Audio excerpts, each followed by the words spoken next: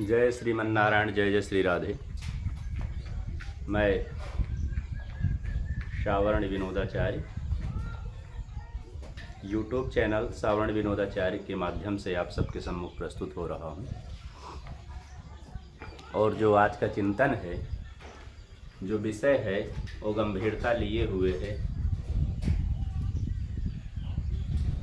भारतीय हिंदुत्व को लेकर के कि क्या है हमारे भारत का हिंदुत्व का कॉन्सेप्ट, कैसे काम करता है, क्या इसका महत्व है, कैसे शुरुआत हुई और आज के परिप्रेक्ष्य में हिंदुत्व की क्या स्थिति है। और सभी मित्रों को जो इस वीडियो को चाहे फेसबुक या यूट्यूब चैनल के माध्यम से इसको देखेंगे और यदि थोड़ा सा भी इस विचार में उनको इंटरेस्ट आता हो या लग रहा हो कि इस विचार के माध्यम से कुछ सोच या एक विचार फैलाव हो सकता है और कुछ परिवर्तन हो सकता है, खास करके जो शब्द है हिंदुत्व और इस भारतीय परिप्रेक्ष्य में, क्या हम इस भारत में रहते हुए हिंदुत्व की कल्पना को कुछ पॉजिटिव वे में ग्रोथ कर रहे हैं या लगातार उसका एक अनवरत पतन की स्थिति पे जा रहा है। इस पे विषय पे चिंतन करने की एक गंभीर आवश्यकता मेरे मन में कुतूहल बस उत्पन्न हुई और ये वीडियो में अपलोड कर रहा हूँ। और इसका जो आप बैकग्राउंड देख पा रहे होंगे, जो दिख रहा है यहाँ पे आपको फ्रंट में, ये परिवेश है एक गौशाला की। गौशाला का आशय कोई व्यावसायिक गौशाला नहीं है। एक गऊ हैं स्वयं के लिए और अपने जीवन की रक्षा के लिए और अपने हिंदुत्व की रक्षा के लिए, ये स्वयं के घर के लिए अपनी गायें हैं, जिसके परिवेश में हम लोग कुछ सोच सकते हैं, कुछ कह सकते हैं और जीवन को कुछ संतुलित कर सकते हैं। एक गऊ हैं, इनका नाम गौरी है, वो श्यामा है और जो उधर छोटी सी बच्ची दिख रही है वो काली है। तीनों गऊ हैं जो अपने परिवेश में प्रभु की कृपा से और इनकी कृपा से हम लोग जीवन यापन करते हैं। अर्थात जीवन एक संतुलन है, पर्यावरण एक संतुलन है। उस व्यवस्था में गऊ खास करके ब्राह्मण के लिए और हिंदुत्व के लिए गऊ एक विशेष ऐसी व्यवस्था है जिससे जीवन आदिकाल से चला और अब तक चला आ रहा है। तो चर्चा आज की केंद्रित है हिंदुत्व को लेकर के। भारत के जो देश का कॉन्सेप्ट बना, अर्थात मुग़ल काल से लेते हुए ब्रिटिशर्स के काल को पास्ट करते हुए आज़ादी के कॉन्सेप्ट पे जब हम लोग पहुँचे हैं, तो वहाँ पर जो देश की स्थितियाँ बनी, भारत और पाकिस्तान दो राष्ट्र बने उस समय। अंग्रेज़ों के ही निर्देशन पर, उनके ही नीति के अनुसार दोनों राष्ट्रों का कॉन्सेप्ट धर्म के आधार पर बना। तो उस धर्म के आधार पर जो कॉन्सेप्ट आया, तो पाकिस्तान तो पूर्ण रूप से मुस्लिम देश सिद्ध हुआ और उसी समय से वो मुस्लिम कंट्री बन गई। भारत जो है हिंदुओं को छलने मात्र के लिए उस समय राजनेता और अंग्रेज़ों का जो एक संवैधानिक ढांचा था, उसके माध्यम से हिंदुत्व का कोई यहाँ पर कोई चर्चा नहीं हुई। मौखिक रूप से हिंदू और मुस्लिम राष्ट्र बने और संवैधानिक रूप से इसको सेकुलर कंट्री के रूप में दर्जा प्राप्त हो गया। अर्थात यहाँ पर किसी धर्म को विशेष महत्ता नहीं दी जाएगी, खास करके हिंदू धर्म को, और अन्य धर्मों को प्रोस्पेक्टिव के तहत विशेष महत्ता दी जाएगी। खास करके इस्लाम को अल्पसंख्यक के रूप में, क्रिश्चियन को अल्पसंख्यक के रूप में, अन्य जो भी धर्म हैं उनको यहाँ पर तवज्जो मिलेगी, वेलफेयर मिलेंगे, सरकारी सुविधाएं मिलेंगी और हिंदुत्व को हाशिए पर रखा जाएगा। ये चल रहा है संविधान के प्रारंभ से ही। अब हिंदुत्व का कॉन्सेप्ट क्या है? कुछ सरकारें हिंदुत्व के विरोध में अपनी रोटी सेंक करके सत्ता का लाभ उठाई और कुछ हिंदुत्व का फेवर करने के नाम पे सत्ता का लाभ उठा रही हैं। अर्थात नाम पे कहने का आशय ये है कि हिंदुत्व के लिए कुछ न किया जाए, हिंदुओं का खूब जम के शोषण किया जाए और ऐसी नौटंकी की जाए कि हम हिंदू के लिए बहुत कुछ करना चाह रहे हैं।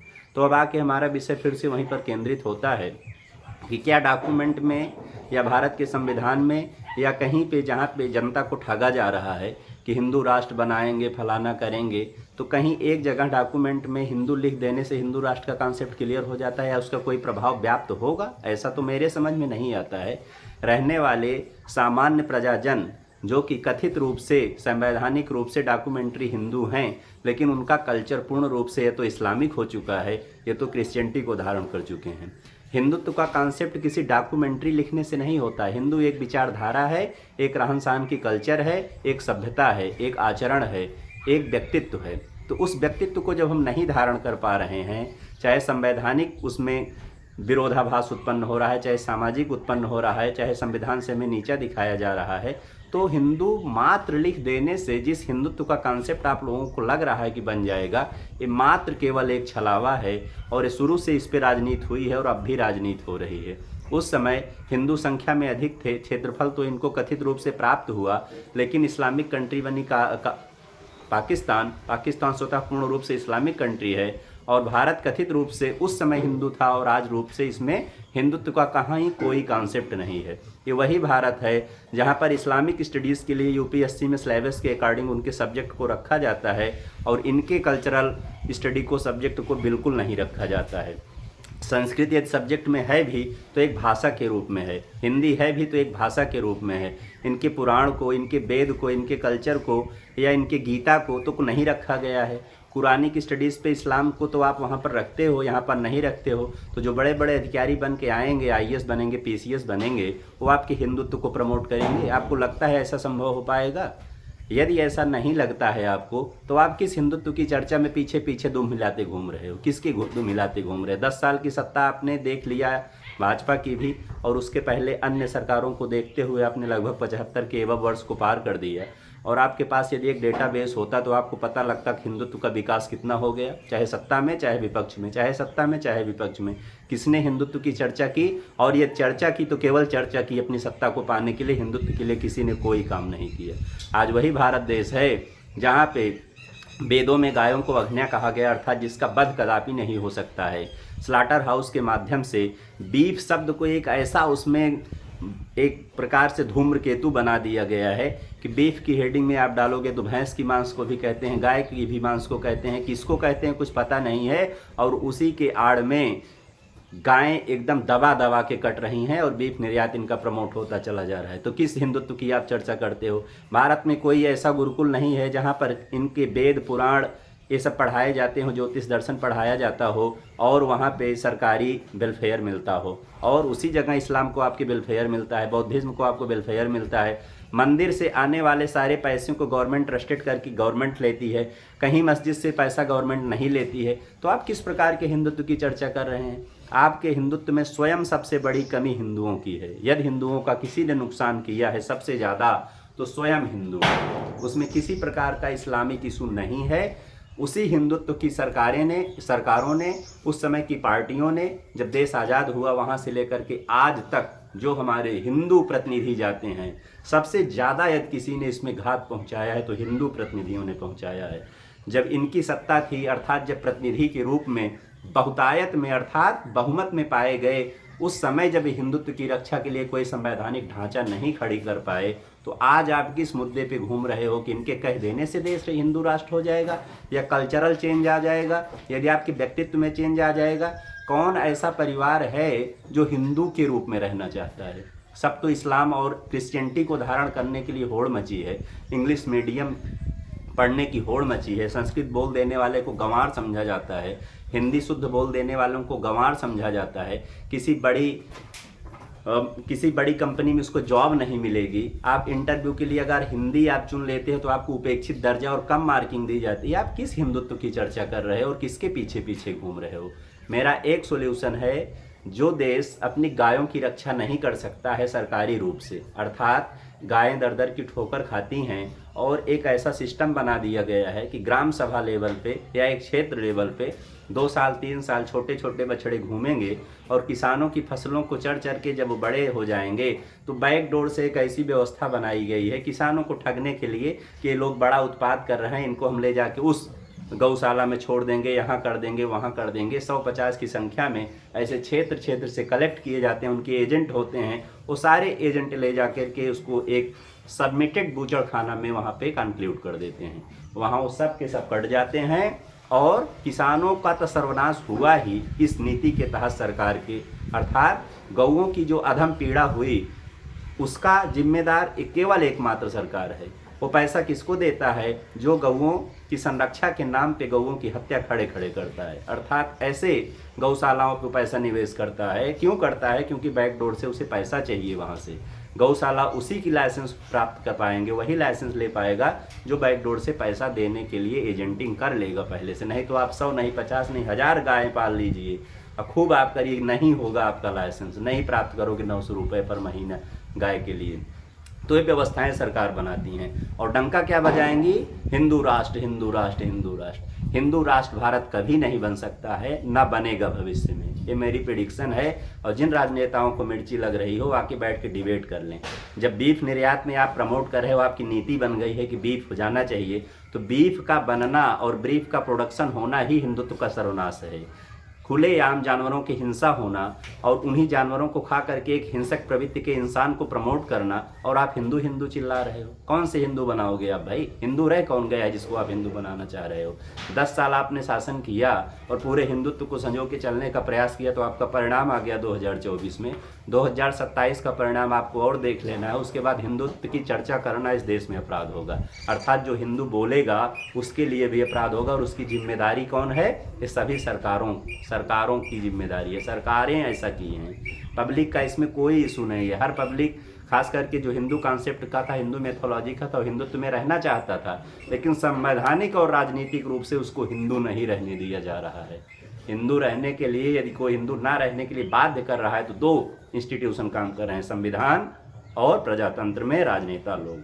वो वही चर्चा करेंगे जिससे एक बिगुल बजे आग का और वोट जो है कोरिंग हो जाए, अर्थात हिंदुत्व की चर्चा करके हिंदुत्व का वोट लो और अंदर खाने इनका शोषण करो। जितनी भी इकोनॉमिक पोजिशनल मंदिर थी जहाँ पे धर्म शिक्षाओं के लिए इंस्टीट्यूशन चलते थे, गौओं की संरक्षा होती थी, वेद अध्ययन के लिए प्रमोट किया जाता है, वो सब ट्रस्टेड हो गई हैं। वहाँ का सारा पैसा वहाँ जाता है, वहाँ पे आपको गाय दिखेगी ही नहीं, बच्चे पढ़ने वाले दिखेंगे नहीं। सबसे बड़ा उदाहरण मैं आपको राम मंदिर का ही दे देता हूँ। अयोध्या का राम मंदिर बना है, इस पे आप बता दीजिए कि कितने लोग वेद पढ़ते हैं वहाँ पर और कितनी गौओं की संरक्षा उस राम मंदिर ट्रस्ट के नाम पर हो रहा है। आप बता दीजिए जा करके। मैं आपको हिंदुत्व का चैलेंज करता हूँ कि आप जिसके साथ घूम रहे हो पीछे पीछे, वो हिंदुओं को ले जा करके हिंदू राष्ट्र बना देगा।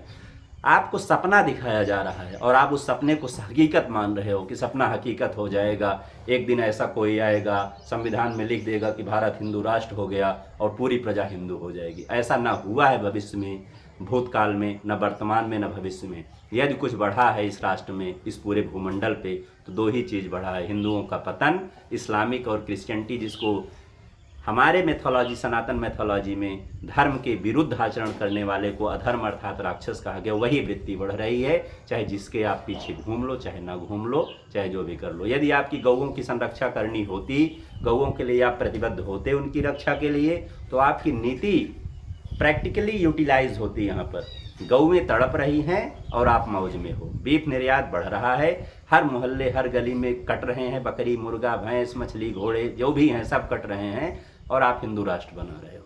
इस प्रकार के हिंदू राष्ट्र से मैं हाथ जोड़ता हूँ और मैं पब्लिक से एक निवेदन करना चाहता हूँ, यदि आपको हिंदुत्व के लिए और जीवों के प्रति दया और अहिंसा की भावना है और जीवों के प्रति आप उन भावनाओं को समझते हैं, तो आप स्वयं अपने आप को प्रिपेयर करिए, आप अपने फैमिली को स्टेबल करिए, कल्चरल एजुकेशन दीजिए।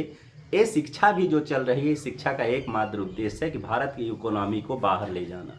यहाँ का जो जीनियस पर्सन है, जो आधुनिक शिक्षा धारण भी कर लेगा, वो यहाँ पे जॉब नहीं पाएगा, क्योंकि यहाँ पे जॉब उसके स्किल के लिए पैसे देने की व्यवस्था नहीं है। वो काम कहाँ करेगा? बाहर जाके। टेक्नोलॉजी कहाँ डेवलप होगी? बाहर। आयात कहाँ होगी? इंडिया में। पैसा कहाँ जाएगा? बाहर। दूसरी बात, अब डेयरी फार्म को ले लीजिए। डेयरी फार्म क्या करता है? गौओं के दूध का अधिकतम प्राइस जो लगाता है 35 रुपीज़ पर लीटर, और उसका दूध सुबह आके मार्केट में बिकता है 68 to 72 रुपीज़ पर लीटर, अर्थात एक ही रात में धन को दुगना करता है। यदि आप गौओं को प्रमोट करते तो कम से कम एक सैद्धांतिक रूप से अप्लाई तो करते कि कोई भी डेयरी फार्म होगी जो दूध को पैकिंग करेगी या जो भी करेगी, उसका अधिकतम प्रॉफिट क्या हो सकता है। अर्थात जो किसान 24 घंटे 50,000 की गाय लाया, 250-300 रुपये की डाइटिंग कर रहा है, ये सारी व्यवस्था करके उसको आउटपुट मिलता है 100 से 150 रुपये, और वही कंपनी आपका सुबह का दूध कलेक्ट करती है 8 लीटर और उस पर प्रॉफिट कमा रही है। 8 लीटर का मतलब कम से कम 150-200 रुपये वो कलेक्ट करके आपसे ज़्यादा कमा रहे हो, आप दिन भर मर के आप उससे कम कमा रहे हो। ये है भारत की नीति, और इसी भारत की नीति से लोग चर्चा कर रहे हैं कि भारत हिंदू राष्ट्र बन जाएगा, अखंड भारत होगा, सनातन होगा, वैदिक होगा। कुछ भी नहीं होगा, सब फर्जीवाड़ा है सब। इसके चक्कर में आप पड़िए ही मत। और जो नेता मंत्री आकर के ऐसी बात करें, गांव के 10-20 लोग इकट्ठा होकर के सोटा डंडा लेकर के खड़े रहो, उनको रुकने ही मत दो अपने गांव में, किसान चाहेगा, आप चाहोगे, तब देश हिंदू राष्ट्र बनेगा। जब तक आप नेता और संविधान के चक्कर में रहोगे, देश कभी हिंदू राष्ट्र नहीं बन सकता है। सपने में भी हिंदू राष्ट्र की परिकल्पना आप त्याग दोगे आने वाले समय में। क्यों? क्योंकि आप इन्हीं के पीछे रहते रहते, आश्रित रहते रहते आपने वो कायरता धारण कर ली है कि आपके बगल गाय की हिंसा होगी तो आप अपने उस निजी स्वार्थ को देखोगे कि हाँ, यही गाय हमारी फसल चर लेती है। लेकिन आपके दिमाग में कदापि नहीं आएगा कि इन गायों की, इन सांडों की उपयोगिता को नष्ट किसने किया। और जब उपयोगिता नष्ट हो जाएगी तो स्वयं वो आवारा हो जाएगा। उसी प्रकार आपकी उपयोगिता को भी नष्ट की जा रही है, हिंदुत्व की उपयोगिता को नष्ट किया जा रहा है। और जब आपकी उपयोगिता नष्ट हो जाएगी तो आप भी आवारा और नकारा हो जाओगे। जिस प्रकार सांड घूम रहे हैं खेतों में, उसी प्रकार आप घूमोगे दर दर और सोंटा खाओगे। आने वाले समय में इस स्थिति पर आप लोग पहुंचने वाले हो।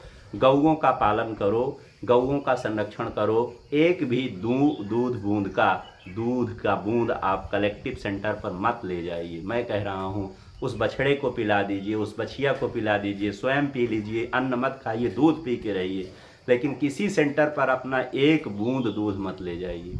और दूसरी क्रांति आप लोग ये करिए, जो किसान वर्ग से हैं, जो खेती करते हैं, चाहे 10 बिस्सा, 1 बीघा, 10 बीघा, 5 बीघा, 50 बीघा, ये 2024 से लेकर के 27 का टाइम ऐसा है, यदि आप यहाँ पर नहीं अपने को संभाल लिए, अपने प्रोडक्शन को इसी प्रकार आप शोषण करवाते रहे, तो आने वाले समय में आप समूल हिंदुत्व का नाश कर लोगे और बलात् आपके ऊपर क्रिश्चियनिटी और इस्लामिक सिद्धांत थोप दिए जाएंगे। और इन सरकारों का अस्तित्व जो आप मान रहे हो कि सरकारें हमारा संरक्षण करेंगी, तो सरकार स्वयं संरक्षित नहीं है तो आपका संरक्षण कैसे कर देंगी। आप इस विचार पर अपने को दृढ़ करिए, अपने असेसमेंट को अपने कंट्रोल में लाइए। और उच्च वर्ग के लिए खास करके मैं कहता हूँ, समस्या उच्च वर्ग को आने वाली है इस देश में।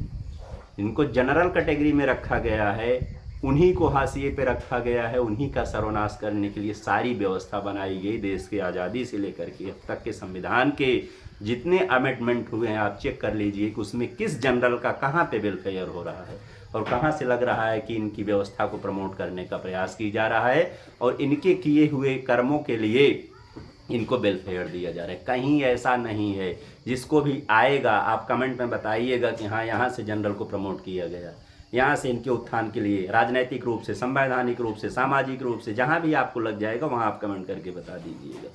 तो मेरा आशय क्या है, आप अपने असेसमेंट को मेंटेन कर दीजिए। जितनी भी ज़मीनें हैं आपके पास, सब आप अंडर कंट्रोल करिए, मत बोइए, पेड़ लगवाइए, बागवानी लगवाइए, लेकिन ऐसी व्यवस्था से आप बचिए कि जो आपको शोषक कहा उस समय और जिसके लिए संविधान बना, मैं दलितों के लिए भी चर्चा कर रहा हूँ, जिनके लिए संविधान बना कि इनका शोषण उच्च वर्ग ने किया है, वही दलित वर्ग आज भी आपके असेसमेंट पे अपने 80% इकोनॉमी को डिपेंड किया है। आप किसी भी गांव में चले जाइए, जो भी निम्न वर्ग के लोग हैं, कम से कम एक एक मोहल्ले में 100 बकरी हैं। 100 बकरियों की कीमत 10 लाख रुपए होती है, जो कि पर ईयर का उनका टर्नओवर है।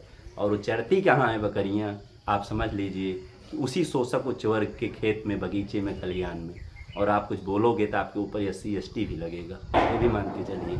मैं किसी को लड़ाने की बात नहीं कर रहा हूँ, ना मेरा किसी से द्वेष है। मैं बात ये कर रहा हूँ कि हित उनका होना चाहिए तो हित हमारा भी होना चाहिए। ये हम ऐसा कौन सा कुकृत्य कर दिए, यही कुकृत्य हो गया हमसे, जनरल से, राजघरानों से, कि जब देश आज़ाद हुआ तो 5,582 रियासतों को सरदार वल्लभ भाई पटेल ने पूरे संपत्ति के साथ अखंड भारत में विलय कर लिया। वो चाहे होते तो ना देते, कोई बाध्यता नहीं थी। यही उनसे अपराध हो गया क्या? इसी अपराध के कारण इनके ऊपर इतना हाशिया कर दिया गया कि कुछ भी करेंगे, अरे ये तो जनरल हैं, कैसे उनको ऐसे कर दिया उसने। तो इन सब बातों से आप लोग बचिए और अपनी गौओं का संरक्षण आप स्वयं करिए। और उस संरक्षण का मतलब है कि आप एक क्रांति लाइए। किसानों आप एक क्रांति लाइए, अपने उत्पादक को, अपने उत्पादन को, अपने मिल्क को, अपने अन्न को किसी भी ऐसी जगह मत दीजिए। साल 2 साल आप लोग प्रेशर झेलोगे। यदि आप अपना उत्पादन गिरा दोगे तो आपकी वैल्यू बढ़ेगी। आप मिल्क मत ले जाइए दुकान पे, साल 2 साल आप कष्ट सह लीजिए, गरीबी सह लीजिए, भूखे रह लीजिए। अन्न को मत बेचिए लेवियों पर जा करके। ये सारा मुफ्तगिरी जितनी सरकार की चल रही है, सब धरी की धरी रह जाएगी। लेकिन आपके अंदर जब ऐसा कंसंट्रेशन बन पाए, आप साल 2 साल अपने का त्याग करके दिखा पाएँ, तो जितना ये मुफ्तखोरी है, आरक्षण है, फलाना है, ढिमाका है, तो अन्न है, तो फला है, तो वो है, ये सब किसके पैसे पे हो रहा है? आपके पैसे पे हो रहा है। लेकिन शोषक कौन है? आप शोषक हो।